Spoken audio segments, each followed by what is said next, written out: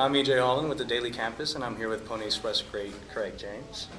EJ, thanks for having me. Sir. So why the Craig James Tour? Why take time out of your busy schedule to come and speak to college students? Well, you know, I just believe that EJ, that this country has an opportunity to be great again. But the only way we can do that is if we get the young Americans to be engaged and to understand how important young Americans are to this whole process. We can't just depend on the 40, 50, 60-year-olds to get things done. Everybody has to come together. It's democracy. I'm not saying be a Republican, be a Democrat. I'm saying being an involved, engaged American.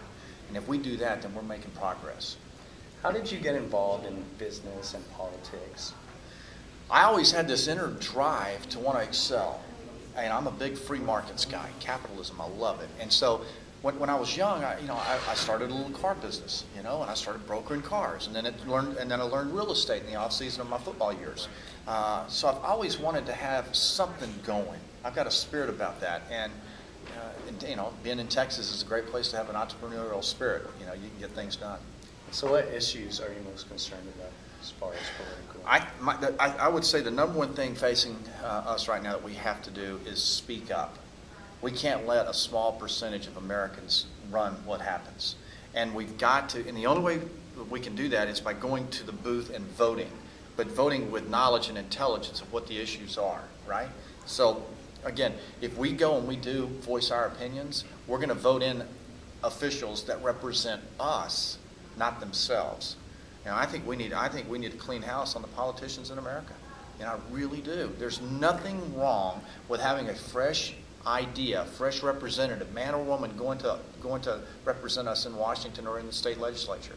And if we get involved and we vote with knowledge of that individual, I think we got a chance to make a difference. Let's move on to football. Let's see.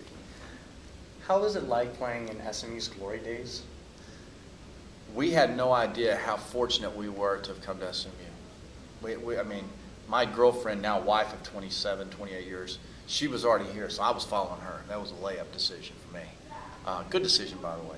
But, I look back on it, and I was like, I stumbled into something great. That I had great teammates, I had great classmates. I was in Dallas, I was here, I got this education, this degree. It was phenomenal. The athletes we had, good character people. We had really good guys.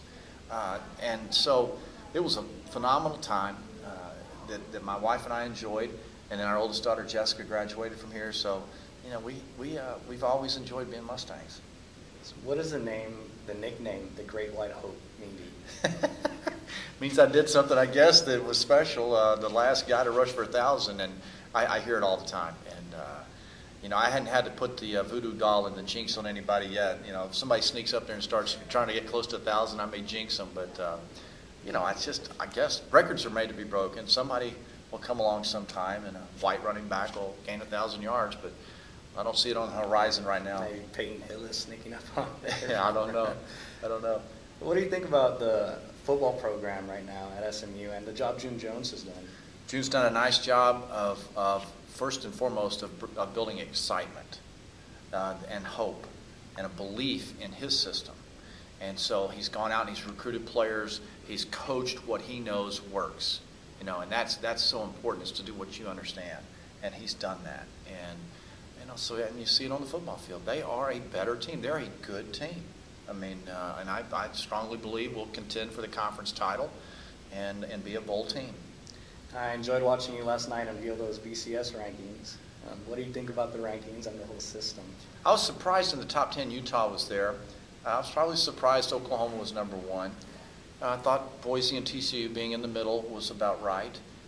And it's going to be a rat race. And with all of the uncertainty that we have now in college football and parity, there'll be changes every Sunday night. And I'm fired up to be a part of the show. It's going to be, it's one of those deals at the end of the week. You've done 2 games. I'm tired. But then you go in there, and it's Santa Claus. We didn't know when they revealed that. It's live, and it's so as we get into November, it's going to mean something. Yeah, any predictions? Well, I think it's going to be really hard for Auburn to go undefeated. Yeah, they got to play at Alabama at the end of the year. There are just so many hiccups that for any SEC team. but they're really good with Cam Newton. He's the best player in the country. I don't know what's going to happen. Oregon, I've got Oregon this Thursday night hosting UCLA. The Pac-10 is a pretty good conference. I don't know if Oregon can hang in there and go undefeated. So it's going to be I don't know that we have any major conference team that goes undefeated.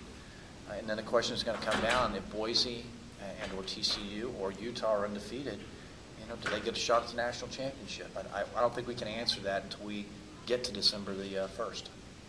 So thank you for taking the time, James. Good luck on your presentation tonight. Yeah. It was a really nice meeting. Thanks, CJ. Thank you for having me.